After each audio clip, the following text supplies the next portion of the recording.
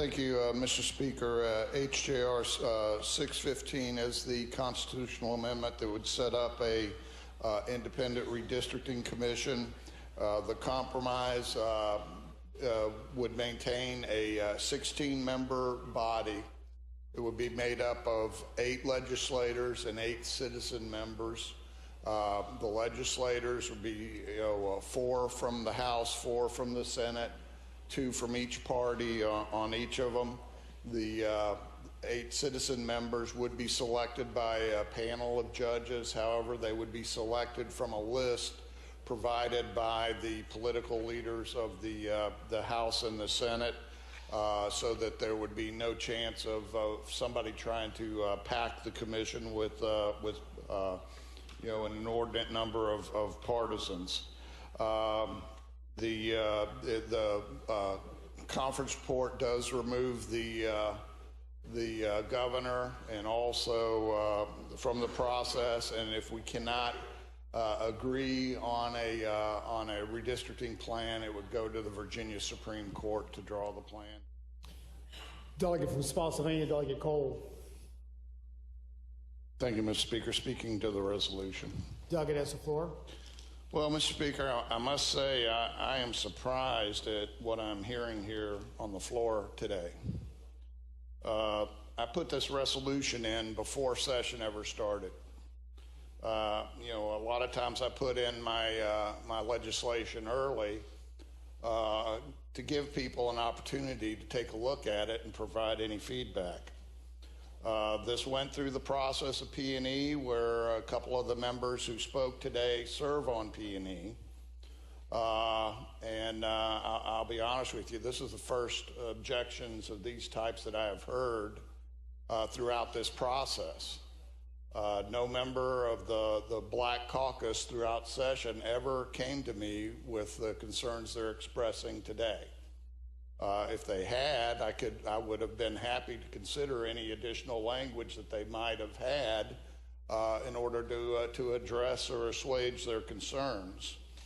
But I think what we do have before us, I think the resolution is fair.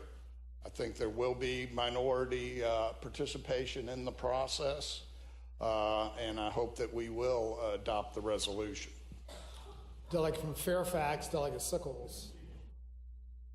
Yeah. Will the gentleman resume the floor for a series of questions? Delegate from Norfolk, Delegate Lindsay. Will the Delegate Cole, Delegate Lindsay? Delegate I will yield. Question. Delegate yields. I yield. All right. The delegate would agree that people speak through their votes, would he not? I would agree with that, but I don't know the reason behind the vote unless somebody speaks up.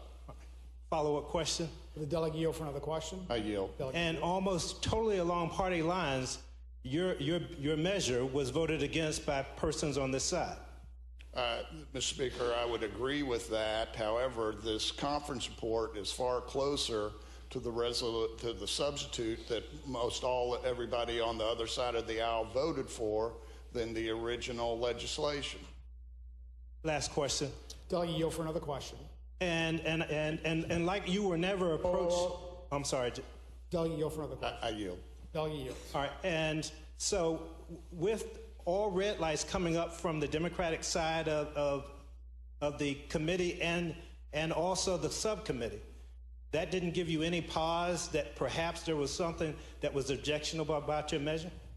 Mr. Speaker, I will repeat my previous question. I knew that many members on the other side of the aisle objected to my original legislation. However, like I said before, this conference report is far closer to the substitute that was offered by the gentleman from Fairfax that the members across the aisle voted for. Mr. Speaker, apologies. Just one final question. Will the delegate yield for another question? I yield. Delegate yield. And lastly, even in the discussions before the votes, were not some of these very same arguments articulated by members on this side of the aisle? Mr. Speaker, I would say they were not made to me. Mr. Speaker, will the gentleman rise for an additional question? The delegate yield for a question. I yield. Sir, Delegate yields. will the delegate help me in my memory when a colleague of mine on Privileges and Elections offered a substitute to your resolution, and we were voting to PBI the substitute on your resolution. Did not 4 members from the Democratic Party raise some of the exact same objections that you are hearing, including myself? Mr. Speaker, I will say that I do not recall any concerns raised about the makeup of the committee.